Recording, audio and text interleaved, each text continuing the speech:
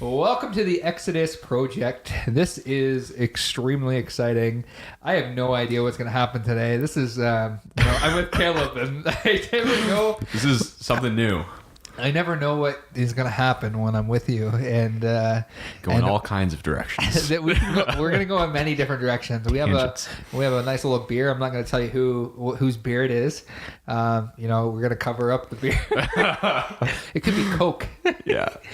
But we've been talking about wanting to do this for a while and wanting to sit down and collaborate on something. And you're back in Peterborough. This is super exciting. So, Guy. I guess I'll give them kind of a background of what I think that is going to happen. We are going to talk about religion on this podcast. No. We are going to talk about humanity on this podcast, and we are going to talk about, I don't even know. It's gonna spout off from there, because what else do we really have in our world? That's true. We got religion, we got humanity, We got life. we got shit. We got a little bit of everything. So, Caleb, give me a little bit of backstory on how the hell you got here. But I never thought I'd be sitting here at your studio, having a conversation. We usually have a conversation. The reason why we have beers, we always have conversations over beers, right? It's very true. It's always a good convo. We always have a good chat. Yep. Man, we met, what, eight years ago? I would say, 7 years ago at Bible college. Yeah. So, when you put that in perspective, and you put in perspective that we met at Bible college, and a lot of people don't know that. So when I tell them that we met at Bible college and I give them kind of the backstory that we went to Bible college, they're kind of like, they look at me kind of weird. Yeah. Unless they're like from that, even people, I find even people that are from like a Catholic background, or somebody that is from, even like was raised in a Christian background, they're like, you went to Bible college? And I'm like, yeah. They think you're a priest. Yeah. You're a priest? They genuinely think I'm a holy roller. Yeah. Like, they look at me and they're like, you're a holy roller. White collar times two, eh? 2 white collars.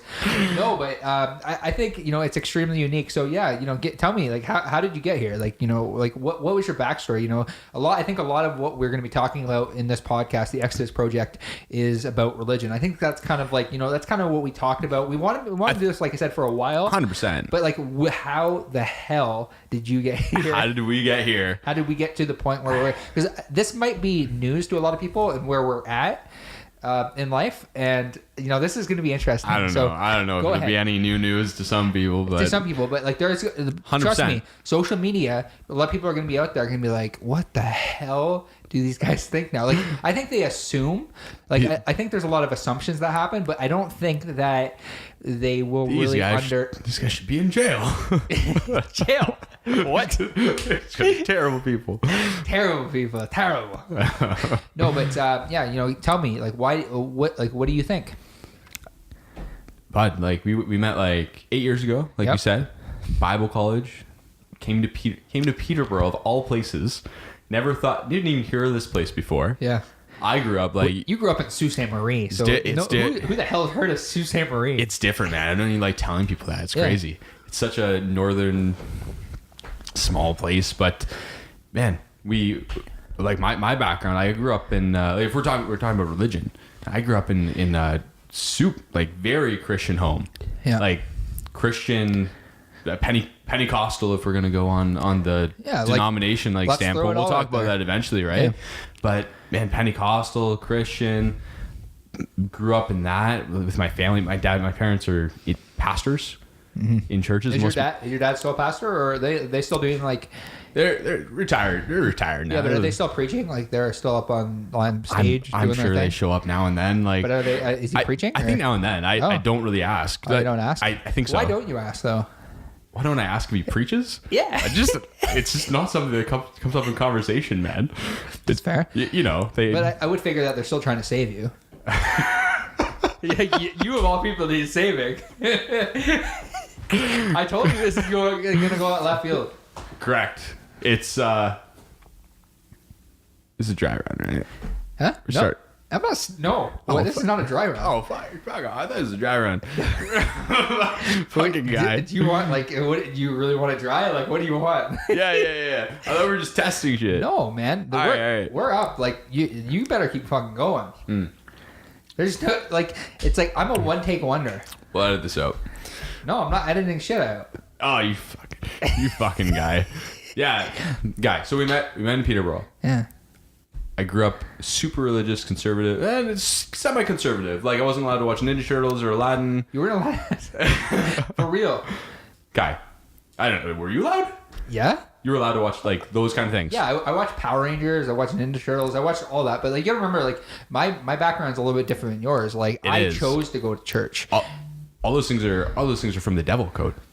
Like I didn't know, I don't know if you know this, but most Disney movies are a secret weapon of Satan. So like, you know, let's dive a little bit deeper into that. Like, so when you were growing up, you know, what were these conversations like? You know, I really understand that because I never had that. Yeah. So like, you know, so your worldview is formed a lot differently than my worldview. 100%. Yeah, we're totally. I think we got to eventually a similar worldview as we went along, right? Yep.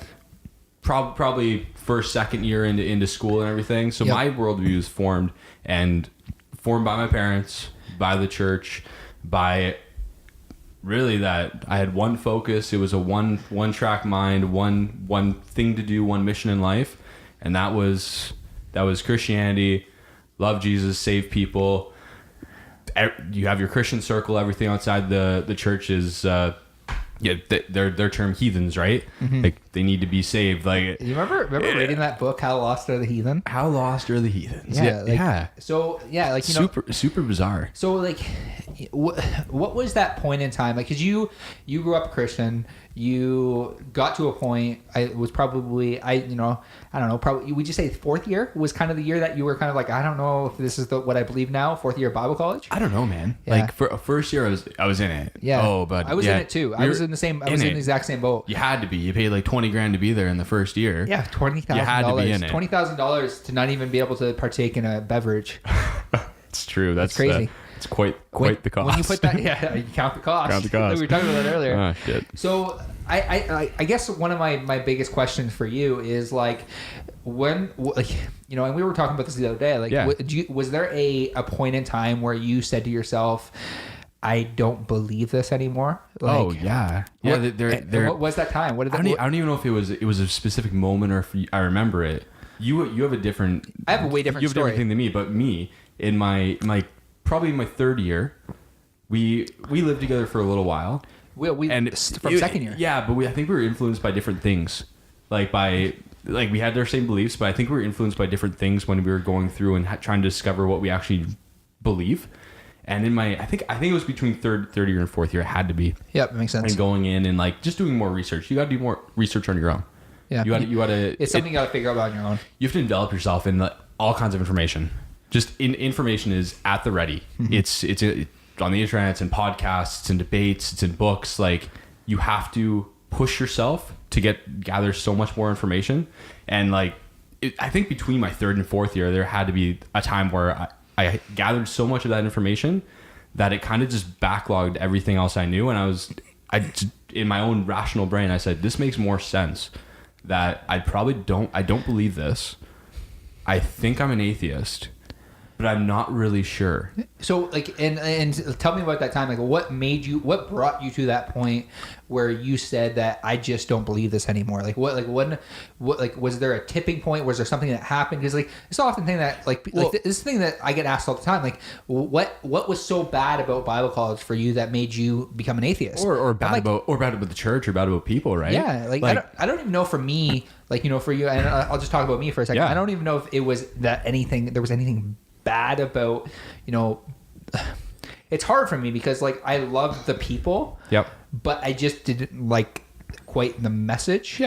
And it was more the message of like, you know, and I'll dive a little bit deeper into this maybe a little bit later, but I remember reading a book back in it was either my first year or my second year of Bible college. It was called Not a Fan.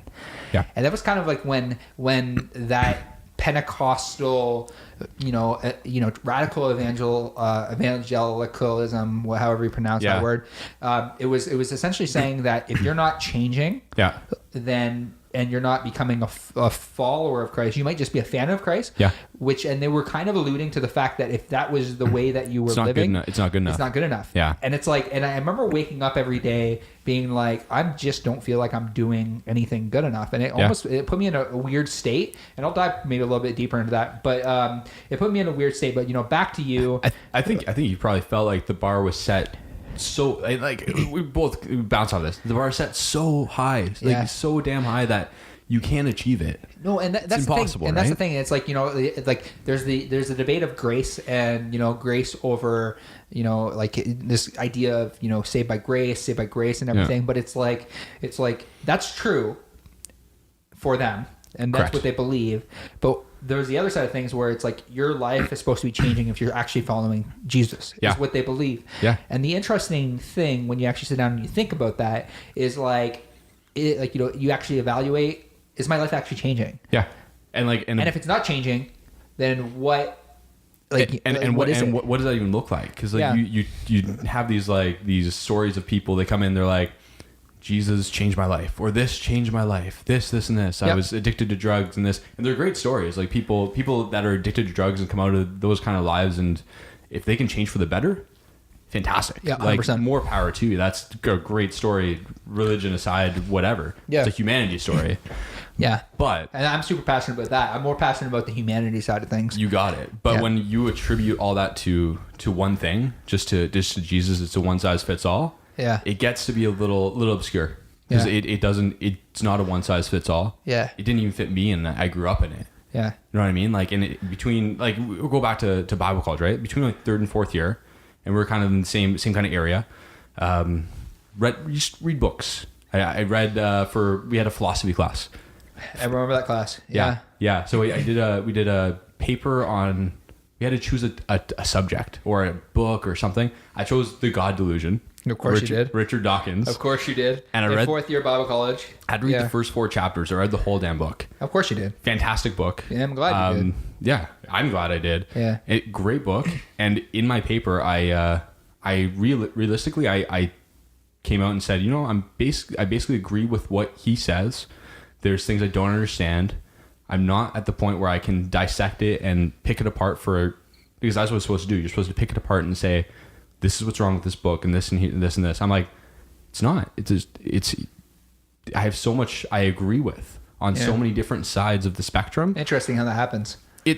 You have so much in common with so much outside of your realm sometimes. It's ridiculous. 100%. That makes sense. Yeah. What about you, man? Like so in school, 1 to 4 years, there was a shift at some point, right?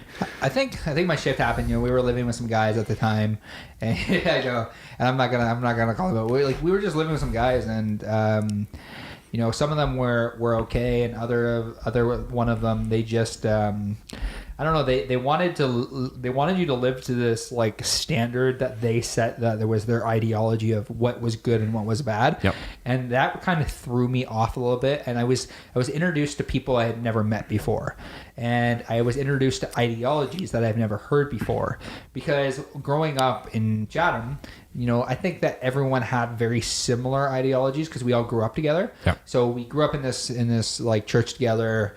Like, you know, I was kind of almost in this bubble, and then I was put in another bubble in a different city.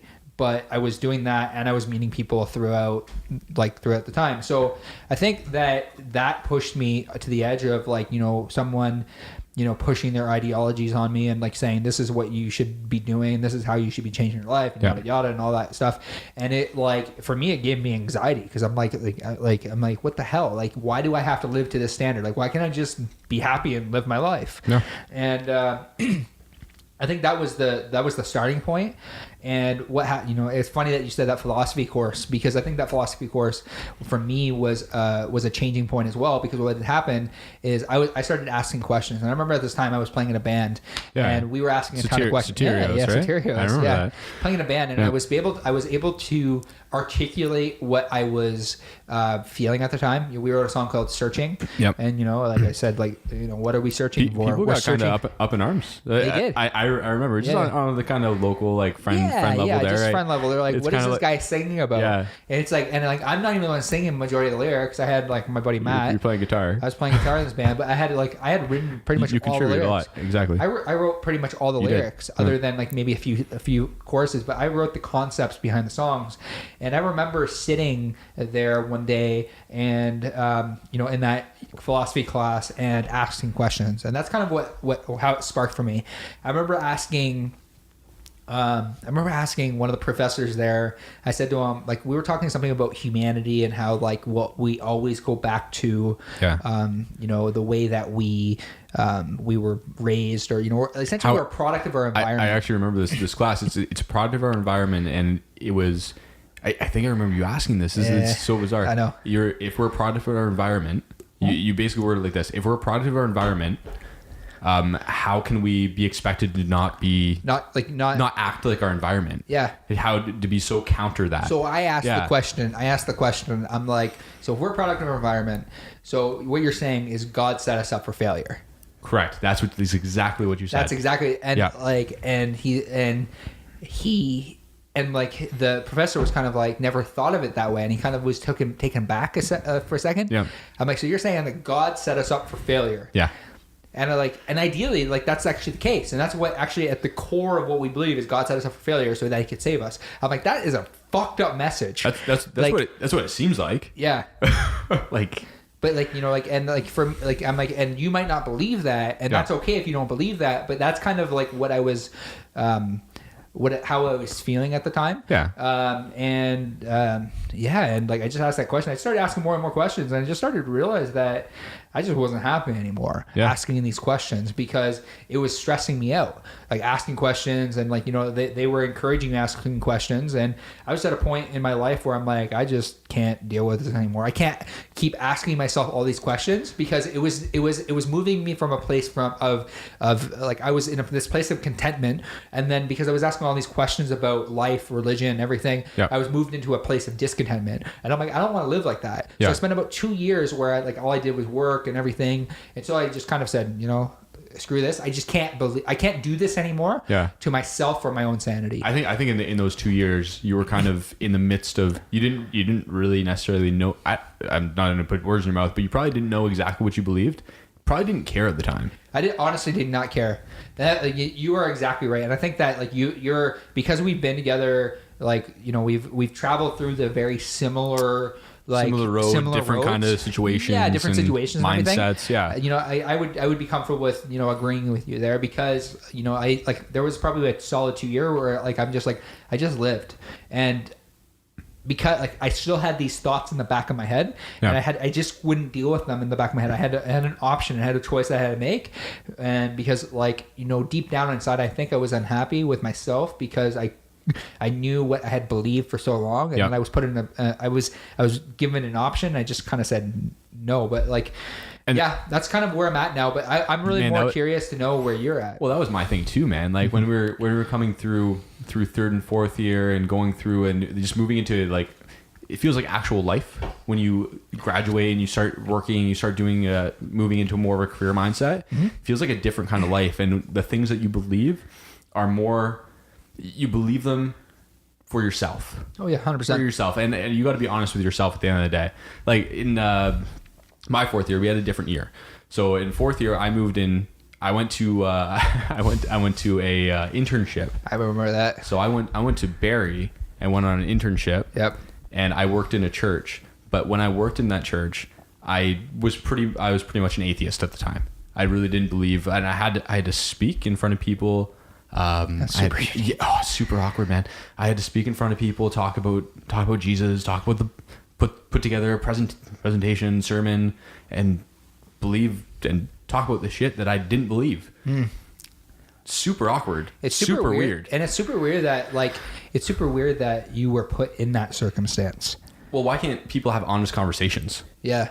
That I think we had conversations going into fourth year and into my internship to see if I was ready to go, because they thought the basis of it was, we've been told you were drinking. Yeah. We need to talk. Yeah. Interesting. And I was like, it's over drinking, not over my beliefs. not over what actually matters here, like who I am. I think that was over a drink. I think that was my biggest issue as well, in that because at that time, like I was pulled in as well at the same time, and I was essentially told that I might not graduate. Yeah, and that's interesting because I was put in this circumstance where I'm like I had just spent $30,000 on schooling. Yeah. And or more at that point, right? Fourth year, it's crazy. Rent and everything, right? I spent $40,000 on schooling, and I'm being told that I should really reevaluate whether I should graduate or not. And it had nothing to do with my beliefs at the time, and it had nothing to do with like it. It was all circumstantial based on a drink. It really was, and hearsay and what people thought of you. Yeah, and it was a lot of it was hearsay. And I kind of want to expand on that because no one, and the reason I say a lot of it was hearsay is because I look back now, and a lot of these guys I haven't spoke to in years. Man, but the funny thing for me is I have reached out to a lot of these guys to kind of like build like maybe like, hey, how's it going, yada yada. Yeah. And like it's like nothing. There's really nothing. It's a little bit of a brush off, and I get a message from like a pastor here and there being like, want to grab a coffee, and I say, yeah, sure, give me a date. There's no date. It's not really I don't really take it personally. I don't take it personally either. I think you're doing. I think that's how human nature is. Sometimes we have good intentions. 100%. We don't mean to follow through on them all the time. Yeah. I think the intention behind it to save me at this point. I think it's a little weird. But yeah. It seems weird now, and I used to be there. And I don't even know if like they want us to be saved. You know what I mean? Like that's kind of how I feel. I don't think they want me back. But no, that's but like I don't even like, because I don't know. It's just weird. Like it's like now that being on the opposite side of the spectrum, it's like like you're wondering what's going through their head, because I remember being there in their circumstance, but they've never been where I am. Yeah. So I remember being where they are, but they have no idea where I am. Yeah. And it's unique because like I'm the happiest I've ever been in life, and I'm not even exaggerating. Like this is like literally the best. Like I'm living the best life. 100%. And it's because, and a lot of it, I learned a lot. Like I owe a lot to that time in my life. Yeah. Like I do, and I owe a lot to the people that taught me during that time. Yeah. But because it brought me to where I am today. You wouldn't necessarily be where you are, or you'd be in a different circumstance. It still might be good. You still might be living your best life, but you're where you are right now, and this is the only thing you have to really look at. Mm-hmm. Yeah. Your past circumstances have developed where you are right now. 100%. And I think they always do, and I think that's important. But, let's dive, I think, a little bit deeper into just like religion.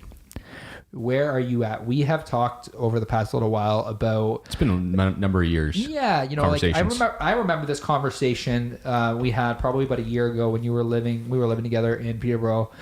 I remember sitting at the dinner table. Yeah. And you were sitting on the couch, and I just remember looking over at you and being like, Caleb, where are you at? What do you believe? What do you believe? And like I think, and this was probably closer to a year and a half ago. Because maybe a year and a half, longer. Even might even be 2 years ago. But I remember sitting down with you and saying like, "Where are you at?" Yeah, man. Like, well, it takes a while to dive out of everything. And then I'm going to throw a strong word that everyone's going to hate: indoctrination. When you're growing up in something and you're taught something from when you're young. It's indoctrination. You're taught that from a very young age. It's hard to actually kind of release yourself of it, no matter what you believe. Yep.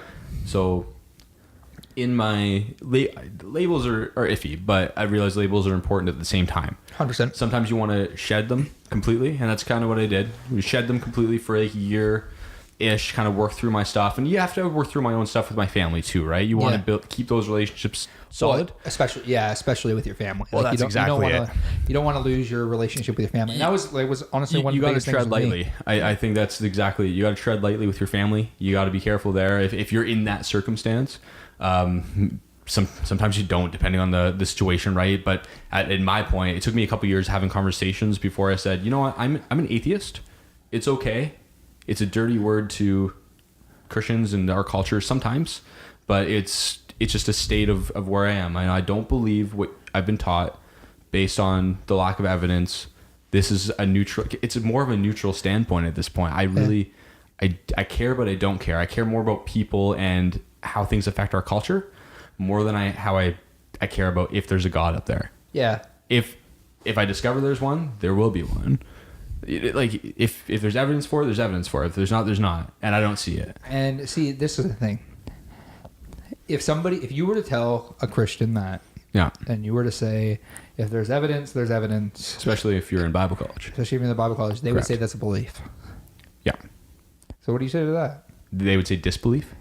No, they would say that's a belief. Oh, they would say it's a belief. Yeah, they would say you're believing in nothing. Oh yeah, it's kind of weird saying you're believing in nothing. You can't really do a positive to a negative. Belief is a positive word, like it's going towards it, but it can't go towards a negative. It's really. And I'm just playing. I guess 100%. I guess like playing, what they would call devil's advocate. Devil's advocate, yeah. But no, and that's and I did that a lot with you over the past like probably 2, 3, 4 years. Well, you got to ask like questions. Yeah. Sometimes you got to ask stupid questions, but it is what it is.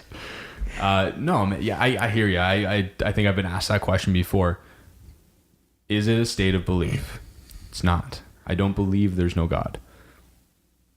It's a weird thing to say. It's a weird thing coming out in a sentence in an English grammar. Yeah. I believe there's no God. I don't believe there's no God.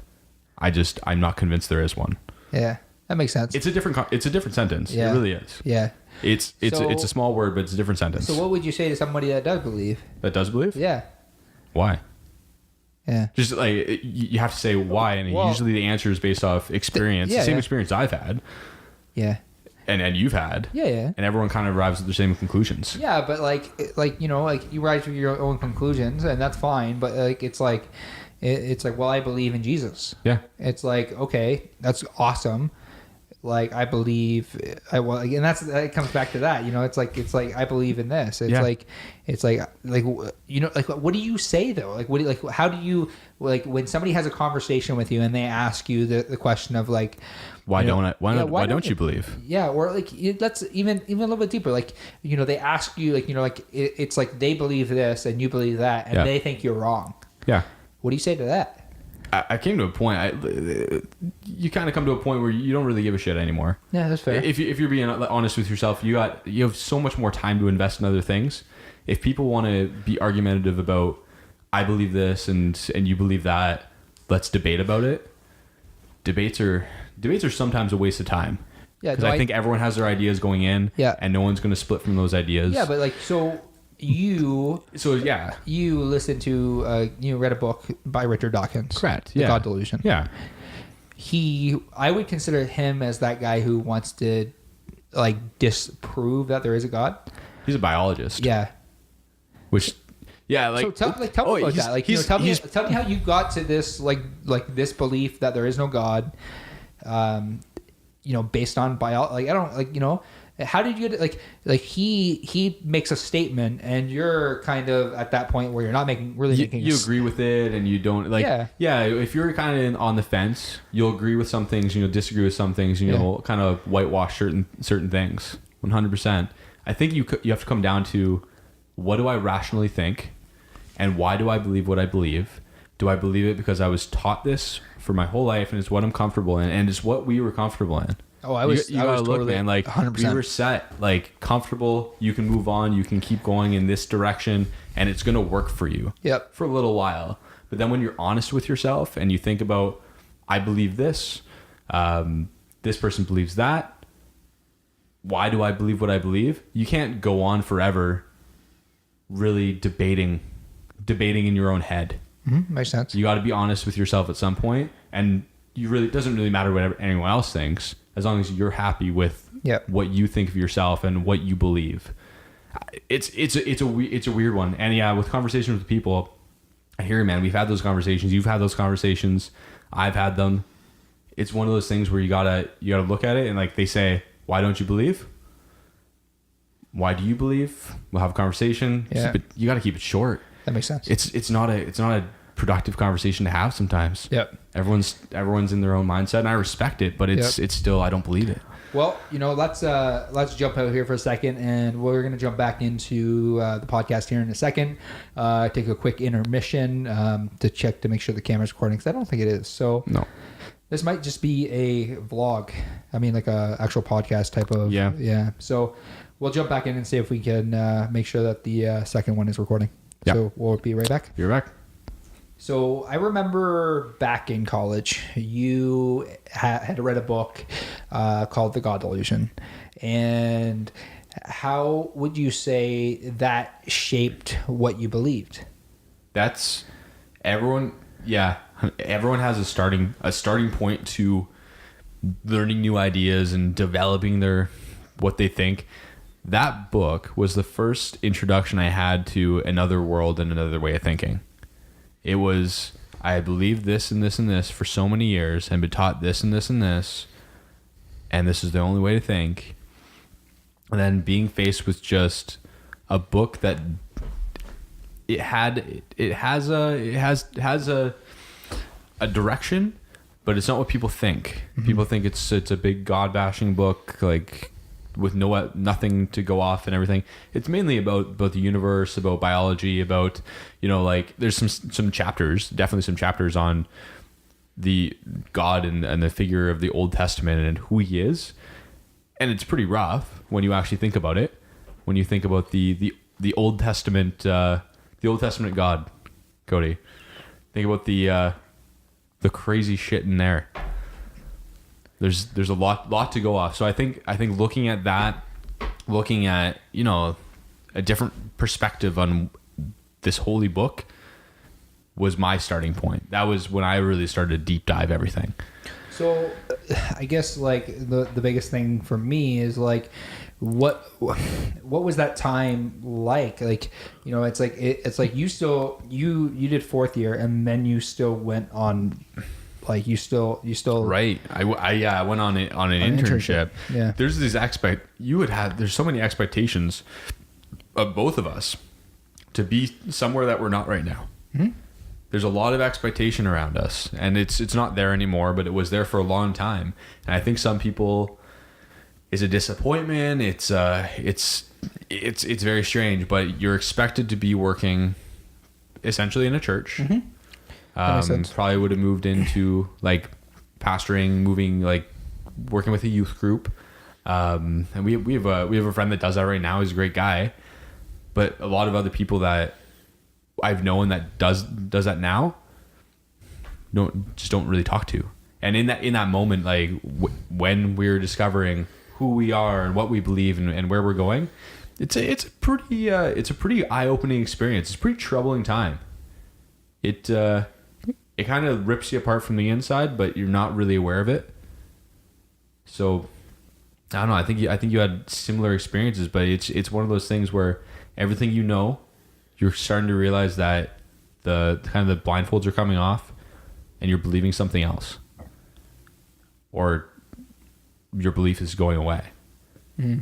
It's a total destruction of what was there to make room for something better. Mm-hmm. In my opinion, it really is. So when you had that experience and you were in fourth year, like how did you manage? Like you were going through all these different, I guess you would say you were going through a lot of different like feelings in the sense of, you were preaching on a stage and you were preaching stuff that you didn't believe. Like how did that mess with you? Like because like you had to do that in order to get your degree, to get a credit.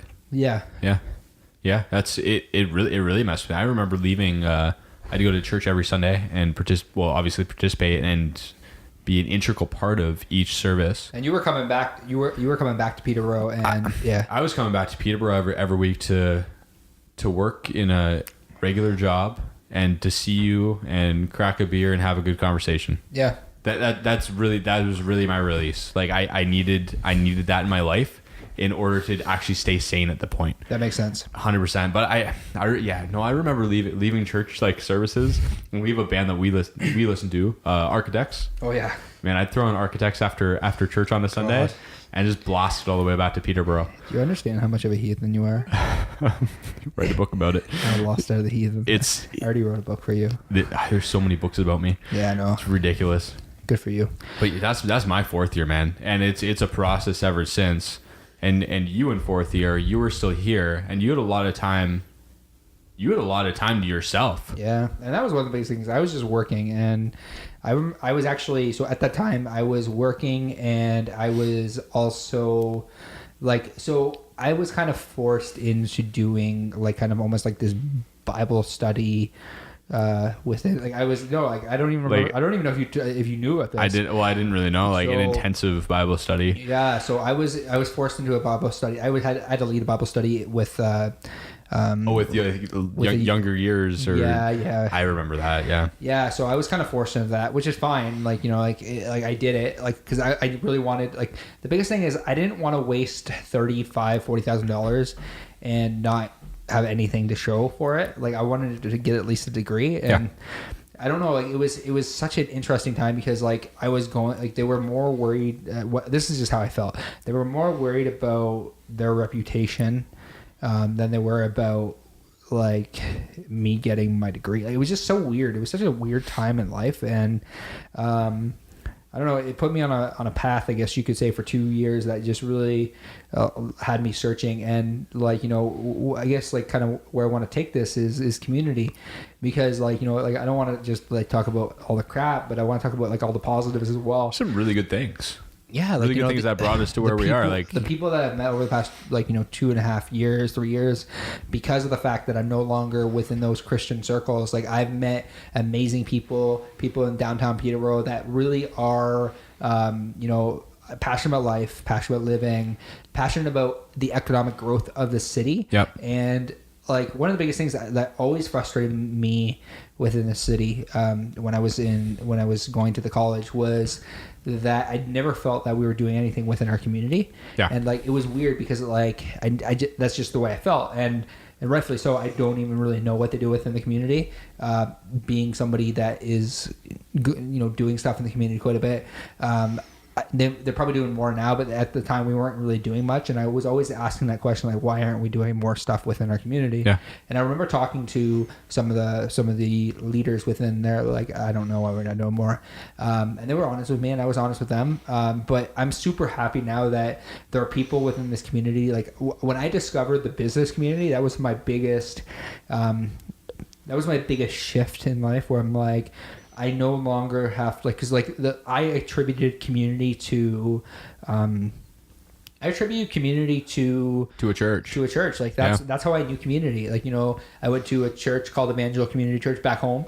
That's where I learned what community was. Yeah. How old were you when you first started going to church though? So I was 8 years old. Yeah. First time, 7 or 8 years old. First time I went to church, and my mom took me, and I met a family there, who's actually, you know, still a good friend of ours. Yeah. And I kept going with them. My mom stopped going. I kept going with them.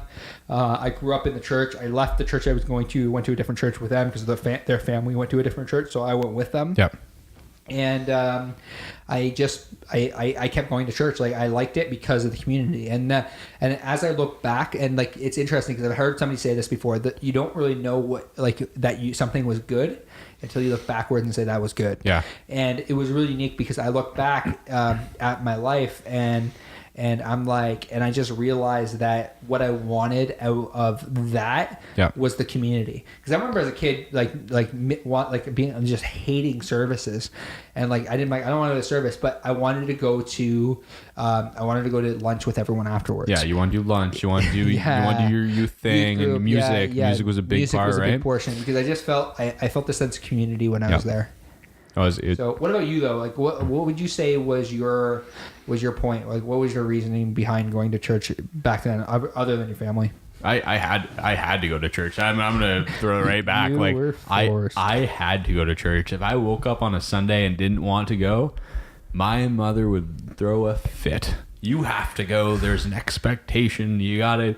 It's a whole nother thing. Yeah. But in my own Yeah, myself but, myself. The times I did want to go. Yeah. Tell me about the times like other than the times like your parents forced you. Like, there's times I wanted to go. Like times. Well, you chose to go to Bible college. I did choose to go to Bible college. Why did you choose? Tell me about that. Really strange. I chose to come here. I'm glad I did. I'm glad you did too. I'm glad. Otherwise, we wouldn't be friends. I would probably be like an electrician or a plumber or something. I would have gone to a trade. I can't see it at all. I can't hold any kind of. You're not a handyman. I can't hold a toolbox at all. You can't. It's not happening. It's a good thing you sell phones. It's a good thing I do that. Yeah. Oh man. So yeah, I chose to come here. My parents, the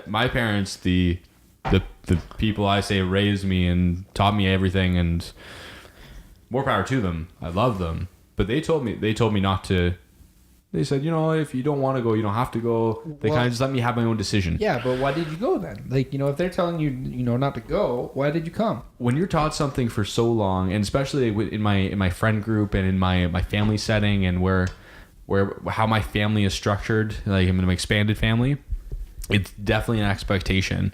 If you walk into a church, some churches, most churches, I don't know how it is now. It's been a couple of years, but it's probably the same. My last name is associated with going to this school. It's kind of like how rich people go to Harvard. I'm not really rich, so I went to a Bible college. Yeah. You got a discount though. I didn't get no discount. It was like 10%. It's not, doesn't even count. Bro, that's still like if you spent $40,000, that's still $4K that you saved. Where's my $4K? Listen, Cody, your $4K will come back you tenfold at some because I tithe. Because you tithe. It's okay. But yeah, I did choose to come here. It's a weird decision, and I chose to stay, which is the more messed up part. Let's talk about that though. Let's talk about tithing because this is totally going off in a different direction. Let's talk about it. Yeah, because I totally forgot about that until there's you brought it up. so much money I've put in. Yeah. Since I was working, I've been working since I was like 13 or 14. I started working like Tim Hortons when I was like 14. I don't even know if it's legal. So let's talk about that because that for me I think is super unique because you like that's the worst investment. 10%. 10%. And like I'm supposed to get money back. Like that's worse than a freaking GIC. When did you start working? Like how old were you? You were really young. I was probably like grade 9 is when I got my first like actual job. Could you imagine in grade 9 you take 10% of your earnings and you put it into a stock that's big now? I know. Could you imagine if you would have put 10% into like an Apple stock? I'd be so rich. Yeah. I'd be rich. Like you put it into Facebook, or you put it into like, bro, you put it into anything. The church bent you over. I just put it in a plate. Yeah, man. Like, yeah, it's true. Like I don't know, man. Like, I never thought about that. Like, tell me, like, what are your thoughts on tithing? I stopped. I had to. Maybe it's why I'm an atheist. I didn't put enough money into earn my membership. The reason Caleb is atheist is because I didn't pay my membership. You were kicked out because you didn't pay your membership. Yeah, it's my membership fee. I didn't pay it. It's a weird thing because it's the thing that what you're part of, and a lot of people in different social clubs and everything in our communities will invest time and money into their clubs, but I feel like there's more of an ROI in people investing in Rotary Club or something like that. If they do, I don't even know if they invest in that. I don't even know if you have to put money into that. It's maybe government funded. Who knows? I don't know. Oh God! But in a church setting, you should do your homework. I should do my homework. Off the cuff. So in a church setting, putting money into a plate and passing it around, and then saying it's in God's hands now. I remember watching a comedian, George Carlin. Yeah. And he's like, God's all powerful, all benevolent, this, and this, but he's just bad with money. And he wants your money. He wants your money. But it's not even him that wants your money. It's just the church. I actually think they have good intentions. Most churches asking for your money. Strangely enough. Okay, tell me how. How do you have like? I'm gonna have the benefit of the doubt here. Yeah, but how do you have good intentions asking somebody who doesn't have it? Because like think about that.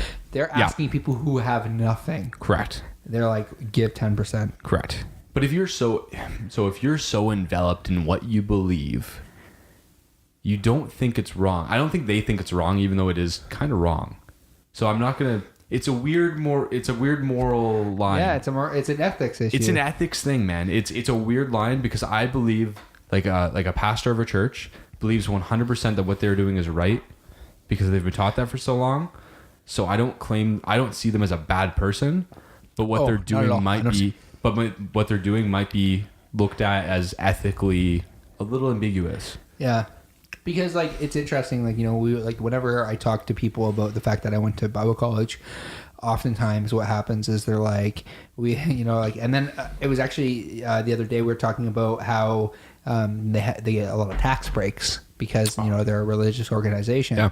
So yeah, like, you know, you're getting tax breaks, you're getting free money, like, you know, it's like from a business perspective, they got it on lockdown. It's not as massive. Like it's pretty massive in Canada in some churches. Like there's some pretty large churches in the GTA and out west and whatnot, but it's really big in the U.S. Yeah, massive in the U.S. because it's so ingrained in that Bible Belt kind of culture that the whole it's right into politics. It's definitely a culture. Yeah, it's definitely a cultural thing for sure. I think Canada's a little bit different. It's still, you can still see it, but I think it's a little less in part of our politics because we're such a melting pot. So you know, tell me what you think about where we are at from like a nation standpoint, because a lot of people make the statement that you know, we're changing into like more of more of a Christian nation, I guess you would say. Well, they've been saying that for a long time, that we're a Christian nation, but we're really not. You walk down, you go to Toronto, and you're going to any major city, even smaller cities, like the one we live in. It's still a melting pot. You have different people from different backgrounds and different ideologies that believe different things, and it's fine. Yeah, like the other night we were at your place, and somebody from the Bible college. I don't know if they were from the Bible college. Yeah, I recently moved here, and I took a room with either some students, Indian students, that go to university here. And someone, I don't know if he's from Bible college, but he definitely... He's a Christian. He lived with guys from the Bible college. Yeah, he knows some people.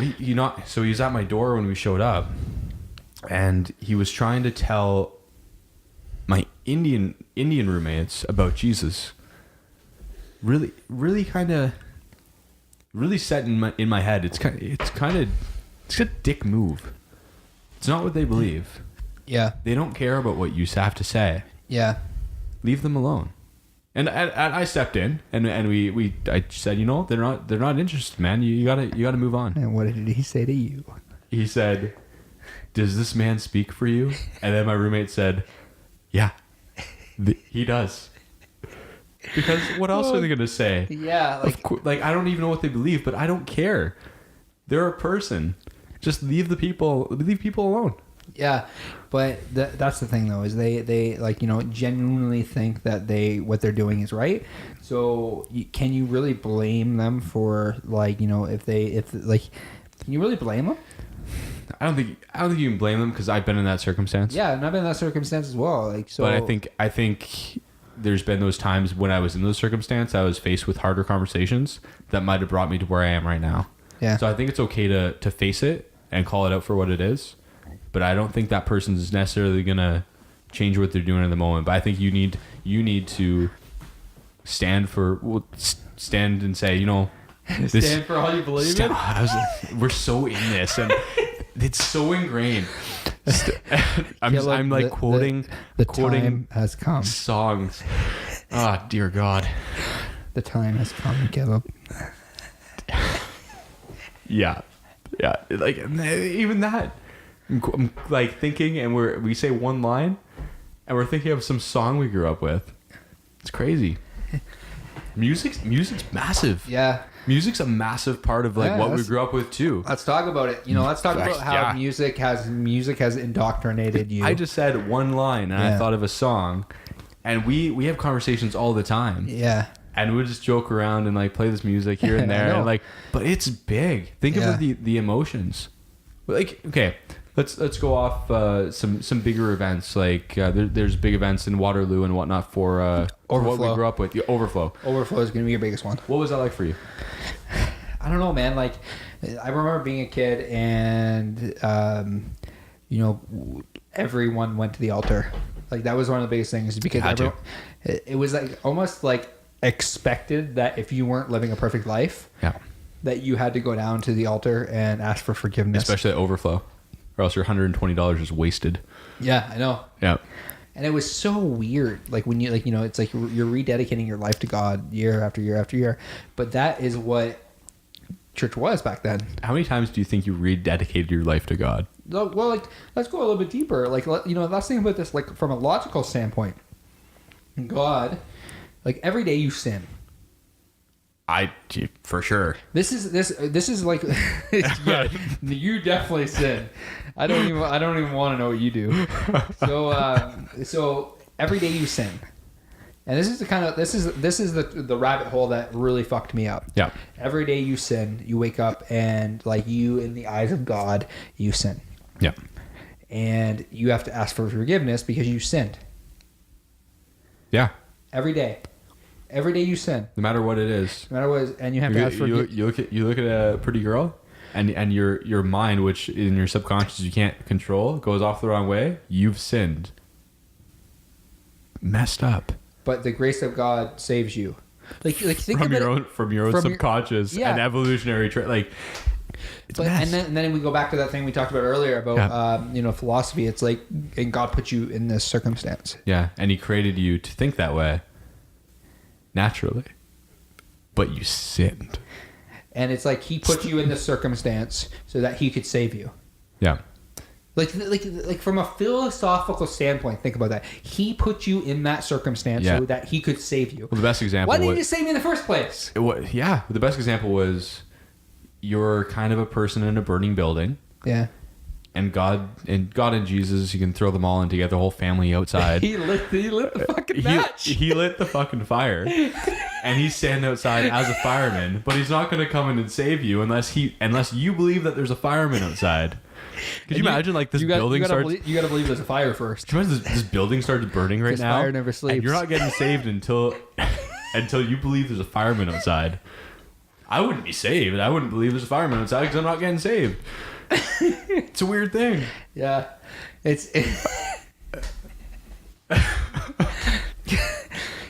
the moral of the story is fire never sleeps. And Cody is quoting song lyrics again, which again are ingrained in us. I wonder how many song lyrics we can like throw into puns during this episode. So many. Yeah. Blessed be your name, Cody. You love my name. Say my name. But it's great. No, back to music though. Yeah. Music in that experience, in a setting, in a big setting, it's a very emotional thing. Yeah, but and think about the how in a Pentecostal church or even an evangelical church, not just Pentecostal. Think about an evangelical I can't fucking speak. Evangelical church, how it's structured. It's like majority of it, it's probably 45 minutes of worship. Yep. Or music, and then 45 minutes of somebody talking. Yeah. So you get indoctrinated for 45 minutes, and you get indoctrinated for another 45 minutes. Yeah. In between, you got to give money. Yeah. Of course you're going to give money. Might get some sandwiches at the end. That's at a funeral, Caleb. Oh, yeah. Jeez. I was at the wrong event. Yeah, wrong event. I would rather go to a funeral than... Sometimes it feels like a funeral. Well, yeah. It's everyone. There's so much crying. Easter's a funeral. Every year. Good Friday, and 2 days later, they're always surprised. He rose again. I said, yup, it's happened every year. Let's not be surprised again, all right? They keep doing it. They keep doing these services. God. Yeah, I never really got Easter. Yeah. Never really got into it. That was my last service. I was actually a part of a church. It was Easter. The last service I was a part of was my graduation. Oh yeah, I guess I was part of my graduation, but actually part of a church. I was playing guitar, and I was an atheist. You can play guitar? Yeah, God gave me a gift, but I guess He took it away. he definitely took it away because I never heard you play guitar before. Jeez, no, I played on Easter Sunday and on the Good Friday. But the Good Friday is like a funeral, and that's what they said. Everyone had to wear black. Like all the leadership team had to wear black. It was like a funeral service, and on the Sunday everyone's kicking it and everyone's happy. Hallelujah! I don't get it. Hallelujah! Spoiler alert! Mm-hmm. So, when it comes to what you believe, Yeah. let's just so I have a clear understanding of exactly what you believe. Right. What just so that we know, because I think Let's nail this down for each of us. Yeah, in our first talk. In our first talk, let's nail this down for each of us and where we're going. Yep, exactly. So you first. I would label myself 100% as an atheist. Okay, why? Because I am not convinced in the God I was brought up to believe in, or any other gods for that matter. There's a lot of gods out there. I don't see the evidence for any of those gods. That's fair. And that's it. I'm just at a kind of a neutral standpoint. I don't believe. And that makes you a freaking heathen. Yeah, it really does. You're a freaking heathen. It does. Rename this the Heathen Podcast. Yep. I might already be taken. It probably is. It probably is taken. It's definitely taken. Yeah, it's probably taken. But yeah, so for me, I would have to say that I am definitely an atheist. Yeah. But I would consider, like, it's hard because, like, I just don't care. Reluctant atheist. I'm a reluctant atheist. I'm reluctant because Caleb told me I was so many times. I'm reluctant to say so, but I think I probably am. Well, I keep telling you I'm an agnostic, but you keep telling me there's no such thing as an agnostic. So you can't be lukewarm, Cody. If you're lukewarm, I'll spit you out of my mouth. Choose a side. No, it's just like it's because I chose for so long to believe something. I'm just like, I don't give a shit anymore. Yeah. Like, and that's kind of like where I'm at now, where it's easier to just have these conversations and be honest about how I'm actually thinking, what's actually going on in my fucking mind, than like having to suppress these things and these questions that are going on in my head. Yeah. It's a beautiful moment when you embrace the questions.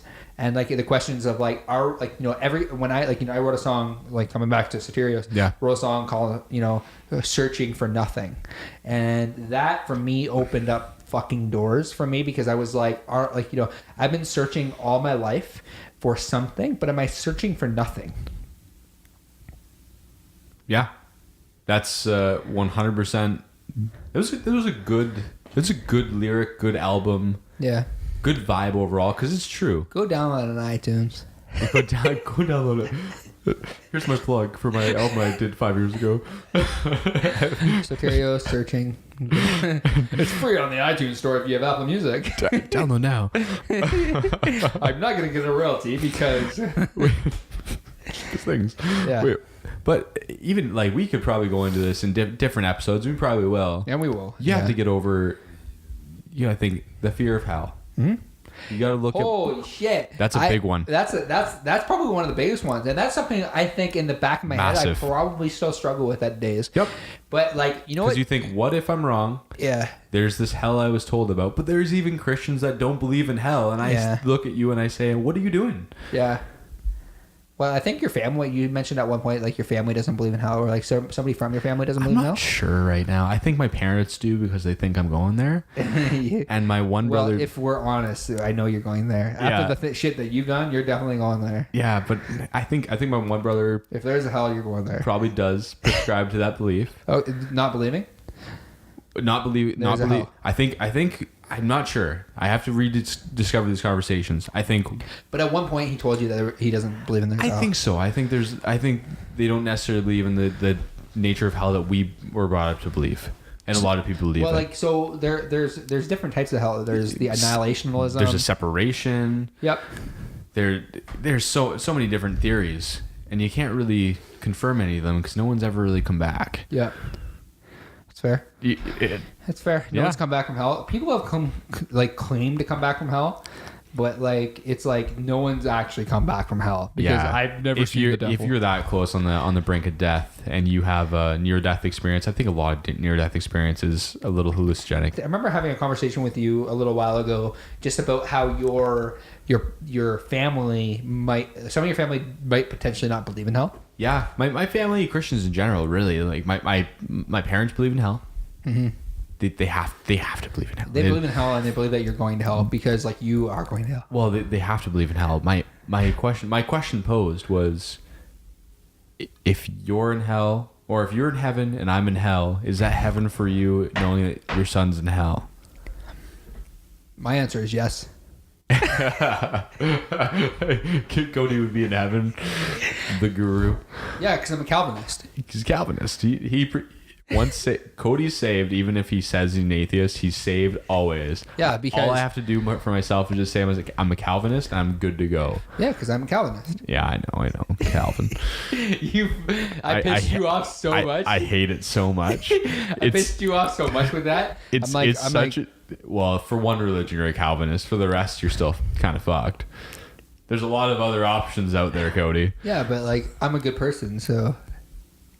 Yeah, you're right. You're an all right guy. You're a sinner. So, like, you know, when we're talking about, like just what your family believes. Your family believes a lot about like just the fact that you're going to hell. And well, I would think so. Like, it hasn't been said directly. Well, my brother kind of said it was going. Yeah, it's kind of been said directly, indirectly at some points. It's an direct kind of thing because I know what they believe because I used to believe it, so I know they think I'm going to hell. But also, I think, why? Baby, come back. But I think half my local immediate family portion of it, I think they don't prescribe to the belief in hell that we do or did that we did. I think it's more of a, you know, God did so much for you. Believe in him, worship him, just because. And if you don't, you're not going to heaven, but you're going to be in somewhere else that's not hell, but it's not as bad. Pretty much where I think we're going to be, in the ground. It's the natural nature of things. It's not a bad thing. Like death isn't a bad thing. Like death isn't a bad thing as long as you live the best life you wanted to live. And I think really at the end of the day, you like, and this is kind of like the biggest thing that challenges me every day is like, you know, like as long as I'm, you know, like that thing that they said about kindness and gratitude and empathy and like just living the best life that you can possibly live. Like I think that portion and those principles are good. And the church often talks about that, but it's the piece where it's like, I remember growing up and there was a play that they did every year called Heaven's Gates House Flames. That scared the shit out of me. Scared the living fuck out of me. Yeah. Like that was like, that play there was literally the reason that I was like, if I don't believe, I'm going to hell. That was like, that was very intense shit. Yeah. Like, and I think that was on the edge of the time where it's like, that was so big. But now, like, it's interesting, like you have different theologians, like I call Rob Bell a theologian, he's a pastor, whatever it may be, right? But he doesn't believe in hell. No. And he's a pretty reputable guy within the Christian sphere. He doesn't believe in a hell. So there are a lot of Christians out there now that don't believe in a hell. So what would you say, what is the point? Like, you know, like what is the point of believing if there's no hell? Well, that's exactly it. Because like there's no consequences. My reaction. You took away the stake, and that's a thing. The consequence thing. What's the consequence to your action? If you don't believe in hell, or on the other point of it, if you don't believe in God and you're an atheist, or you don't, or you're a human, whatever you prescribe to be. I've heard before. Well, what's going to stop you from killing someone? Well, the law and. And like the fact that I don't want to kill people because I'm not a piece of shit. There's so much stopping you from killing someone. It's not just your belief in God. I've never had somebody ever. You've had somebody say that to you? I've heard that. Like 100%. What's stopping you? It's the thing. If you don't have a moral guideline, can I RKO the fuck out of this person? Oh man, you can RKO. Who? It's crazy. You haven't heard that? No, I've never heard that before. I've heard that so many times. I've heard that on podcasts. I've heard that on things. I've heard it in real life. Like someone said that, like, well, like without a moral guiguideline, like what's going to stop you from raping and killing people? So, but I don't understand like how they attribute. Morality to something like morality is just like those two basic, like a basic thing, like killing someone. Yeah, like you don't want to do it. Morality is something my parents taught me as a kid. Yeah, like it's the principles my parents taught me as a kid, and it's the law that was put in the state by like just the people and that it's subjective are living to our culture. Yeah. 100%. You look at morality back in. Could go off a tangent. Yeah. We should have a separate chat about morality. Yeah, we'll have a separate talk about morality. Piece. But even if you look at morality in the sense that of the subjectiveness, and to kind of just give you an example of subjective morality. In Old Testament time, slavery was okay. Mm-hmm. God ordained, no problem. Here's how to treat them. Here's the rules about it. Here's what to do. Here's how to keep them forever. Here's a loophole. Give them a wife, and you can keep them forever. Yeah. But now, subjectively, in our culture now, we don't think it's right because we've grown as a society. We live well with people, and we respect people. And there's a lot of movements out there that they continue to do that. Yeah. But we're not holding slaves. We're not doing this. It's completely subjective to what we as a human culture and as a society deem to be moral. Yeah. And I think we have a better moral guideline. No, I totally agree. So as we wrap up the first episode of the Exodus Project, you kind of have a good idea of what we believe and kind of where we're headed with this podcast. We want to do this on a regular basis and maybe potentially have some guests on the show. Just some people to talk to. It's conversations. Yeah, it's honest conversations about where we're at, what we believe, what's things happening going on in our world. Yeah. That's it. So I think a lot of it. I think a lot of it shaped. A lot of this podcast is shaped by where we came from. The fact that we were Bible college students once, and now I just don't give a shit. And I think you're in the same. It was the whole conversation itself was a little bit of a breath of where we came from, and this has been a long time coming. We've been 100%. Wanting to do this for a while. We've been talking about creating a podcast. Yeah. So I think it's super unique that we're finally doing it. Yeah. But yeah, how do you want to kind of wrap this up? I guess is there anything like that you kind of want to drive home? Then there's we talked about where we came from and who we were and where we're going and where we're at. Just be honest with yourself at the end of the day. Yeah. I don't want to make it sound like a Mr. Rogers segment. Here's your take home for the day. Here's your take home. Here's your lesson of the day, boys and girls. Lesson of the day. But yeah, you got to be honest with yourself about what you believe. If you're sitting in a church and you're not sure, maybe push yourself a little bit. Fucking question things. Just fucking ask questions. Open your mind to actually ask people questions of who didn't grow up in this shit. And if you're not sure, for the love of God, please stop tithing for now and just save some money. That's all I ask. If you're questioning things, if you're not sure, at least you could save money. That is my take home for today. So that's my Mr. Rogers take home. If you're unsure of what you believe, save your fucking money. And you're gonna thank me. This person that is out there right now, they're gonna be sitting there and they're gonna be thinking they're gonna buy a house with this money. I know. They're yeah. Holy shit! I could own a house by now. I could probably own a house by now with that. Yeah. Yeah. Jeez. That's very sad. That's a sad way to end this. Well, I think that's a good way to end it. We'll end this in a positive note. So, a positive note is we just want more than anything that I think and I think you echo this and I echo this, that we just want people to experience happiness. Because I think we experience happiness on a different level now, because we're just able to live our lives. Yeah, it's more of a freedom, and it's not a selfish thing. It's more of a, I can do what I need to do to be happy and to make others happy. Mm-hmm. It's about it. There's nothing really more else in life. That's it. It's simple. Yeah, it's simple. It's binary. Yep. Awesome. Thank you all for tuning in to the Exodus Project episode 1. We will be back at you next week. With I don't know, we'll talk about something. We'll have a conversation. We'll figure it out. And if you have an idea of maybe a topic that you want us to cover, you're a brand new subscriber because you've never heard this before. So if you have a topic that you want us to cover, shoot us a message. Let us know what you want us to cover, and let us know if there's anything that you have questions about in regards to anything religion based or humanity based or life based, and we'll try our best to answer it with the knowledge that we have. I have a degree in theology. I might as well use it for something. Yeah, mine's in my trunk. Is it actually? It's on the street in the trunk of my car. Good for you. It's protected. It's in a thing. It's in a thing. It's good. Awesome. Well, Caleb, it was good chatting with you tonight on Friday night. Always a good chat. Yeah, we'll try to do this on Friday nights because I think it's probably one of the best times that we can both sit down and have a conversation over beers. We already have beers. Might as well have beers and talk. Yeah, might as well. And record it. record and record it to the world. Send it to the world. It's all for you. Thank you for tuning in. We will see you next week.